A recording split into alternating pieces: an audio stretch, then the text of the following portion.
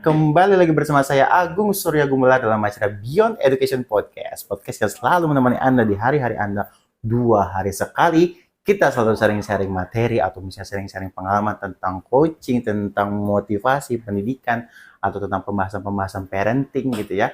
Jadi kalau misalnya ada yang mau ditanyakan, silakan langsung saja tanyakan kepada kami. Kita membuka link di bawah deskripsi ini. Ada link untuk bertanya juga, ada untuk ikut juga di komunitas kami. Atau misalnya ada yang mau membaca-baca artikel, silakan langsung saja diakses semua link secara gratis yang sepuasnya. Dan juga kita hadir di Spotify, silakan langsung saja di Spotify juga. Kalau misalnya lagi tidak keburu nih untuk nonton YouTube, silakan langsung di Spotify dengan kata kunci Beyond Education Podcast, maka suara kita akan terdengar di sana. Sangat merdu. Dan siang hari ini bersama dengan Pak Doni. Halo teman-teman semuanya, gimana Gung? Suara kita merdu ya Pak? Wih, mantap. Jadi kalau misalnya kita, Agung kan sering ngedengerin podcast kita nih Pak. Ya, suaranya itu kayak, suara saya bagus juga nih. Lebih keren ya? Lebih keren. Nggak ada hubungannya Pak sama yang sekarang Pak. Siap. Dan sekarang ini kita akan bahas tentang ini Pak, karena sekarang kan sudah masuk ke semester baru nih, anak-anak yang kuliah gitu Pak ya. Biasa kan anak-anak kuliah tuh maba-maba Pak. Habis ospek gitu. Siap. Habis ospek. Anak baru ya. Jadi pembahasan yang paling tren itu adalah benarkah? Mereka kan masih semester 1 tuh. Dikasih tahu kan sama dosen, IPK harus bagus, IPK harus bagus. Iya. Nah, gitu kan ya.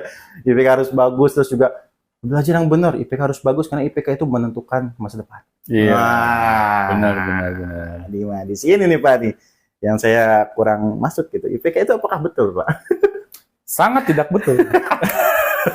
Kita akan bahas mungkin Pak, bagaimana seperti apa sistemnya. Jadi gini, kalau masih ada ya orang-orang yang beranggapan bahwa IPK itu harus nilainya yang terbaik karena menentukan kesuksesan kita di masa depan. Ya, nilai A, B, C gitu kan? Ya, gitu nah itu menurut saya sangat bullshit. Kenapa Gung? Coba deh kita lihat ya teman-teman kita yang dulunya IPK-nya tuh tinggi-tinggi. Bagaimana nasib mereka sekarang? Iya, jadi pekerja. Nah, kebanyakan seperti itu karena mereka sangat taat aturan. Intinya untuk melatih ketaatannya ya Pak. Iya, tapi coba kita bayangkan ya di dalam kehidupan nyata gitu. Orang-orang yang taat sama aturan, yang mereka tidak mau misalnya memiliki perbedaan, inovasi, mereka nasibnya seperti apa? Monoton. Mereka tidak memiliki karya maupun prestasi. Karena ya bisanya itu saja. Mengikuti jalur aja. Jalur saja. Iya. Jadi bagaimana kita bisa berbeda dengan yang lain? Kalau kita ini seperti robot, tidak memiliki misalnya prinsip dalam kehidupan. Kreativitas. Akhirnya ya kehidupan kita ini seperti mengalir saja. Dan sulit. Orang-orang yang seperti ini akan sukses di masa depan, Bung. Saya bukan bilang orang yang taat aturan itu salah ya. Tetapi yang saya bilang di sini, orang yang taat aturan, tetapi seperti pakai kacamata kuda gitu. Itu saja gitu ya Pak. Hanya itu saja, dia tidak bisa melihat hal-hal yang berbeda gitu, yang lebih misalnya out of the box. Ya sulit, Gung. Orang-orang yang istilahnya ketika bekerja hanya sekedar misalnya menjalani SOP saja. Misalnya saya diberikan SOP dan bekerja seperti ini. Ya sudah, ini yang saya lakukan. Jadi aktif saja Pak. Tidak dinamis gitu. Ya, tidak dinamis. Nggak naik-naik. Akhirnya orang-orang yang seperti ini sulit gitu. Mereka memiliki sesuatu yang bisa dibanggakan oleh misalnya atasannya deh. Karena atasannya melihat, wah ini kok anak buah gua kerjanya ya kayak gini-gini aja. Ya bagaimana saya ingin mempromosikan mereka misalnya. Ingin memberikan mereka jabatan yang lebih tinggi lagi. Waduh, kok cara kerjanya mereka seperti ini sudah bisa dipastikan gitu. Kalau mereka suatu saat diberikan jabatan yang tinggi dan mereka memiliki anak buah, ya bagaimana perusahaan ini mau maju gitu? Karena anak buahnya akan melihat atasannya. Iya, betul. atasan gue kayak robot gitu. Ya sudah, gue juga akan kayak robot. Di sini Gung, yang saya melihat, kadang misalnya para dosen ya di kampus-kampus gitu, misalnya kayak menakut-nakuti mahasiswa baru, kalau mereka tuh harus memiliki IPK yang tinggi, kalau enggak nanti nasib kamu akan sulit gitu keluar dari universitas ini, dari kampus ini. Iya, betul. Karena nilai kamu tuh selalu jelek, di bawah rata-rata. Harus remedial terus. Harus remedial terus.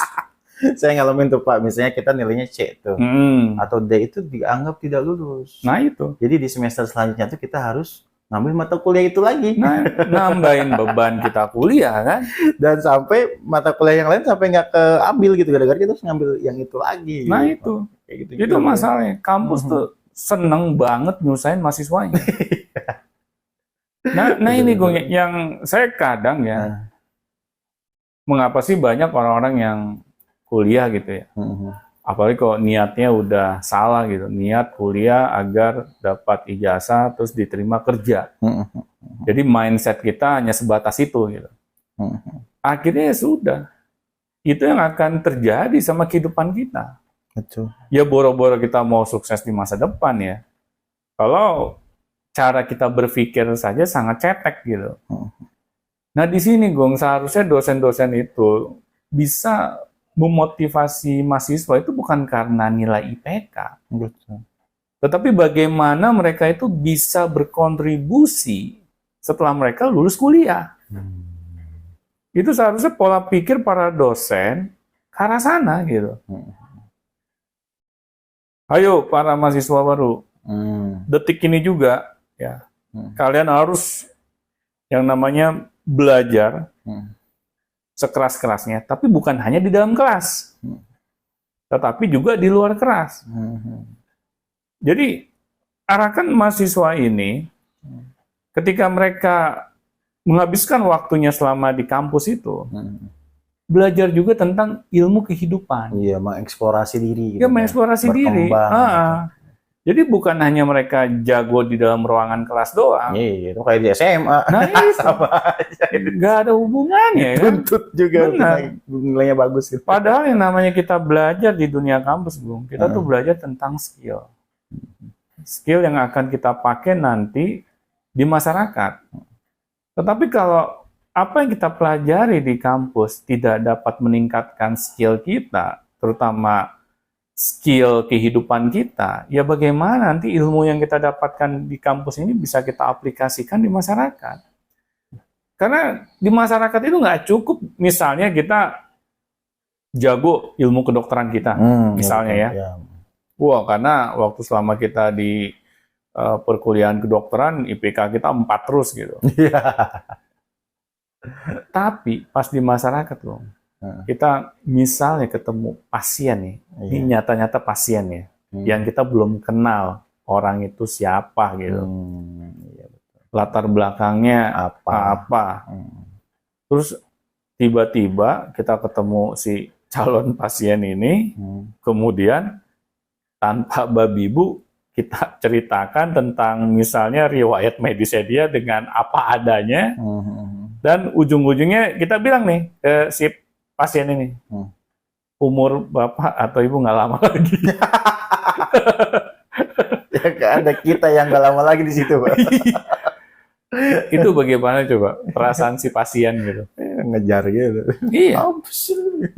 Karena kita tidak tahu gitu bagaimana cara berkomunikasi yang baik kepada orang lain.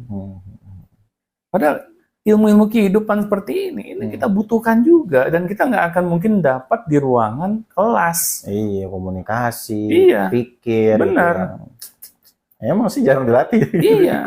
Kelas mah ngerjain tugas soal itu. Apalagi kalau dosennya hanya seneng nitip tugas gitu. Iya, kita presentasi. Ayo tanya katanya. Benar. Habis tanya jawab selesai. Gitu. Selesai. Nggak ada ininya, nggak ada. Istilahnya kita membuat mahasiswa itu untuk mau berpikir dengan apa yang kita ajarkan. Iya, betul. Ini yang sulit gitu. Kalau misalnya kita sebagai mahasiswa nih sudah jelas hal ini yang akan kita dapatkan ketika kita hanya menghabiskan waktu di ruangan kelas, tetapi kita tidak mau improve diri kita di luar kelas, maka sulit, Bung, kita akan sukses di dunia nyata.